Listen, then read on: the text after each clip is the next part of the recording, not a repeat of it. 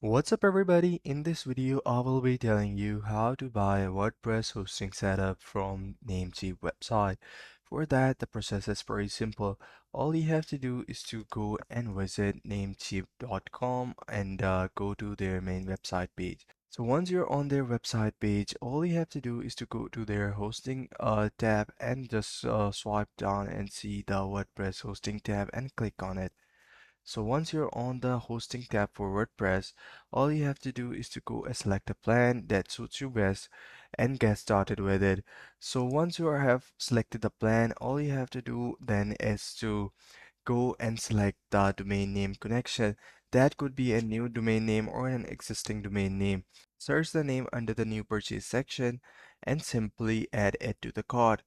So that's how you can buy a new domain for WordPress through Namecheap website. So I hope you find this video helpful.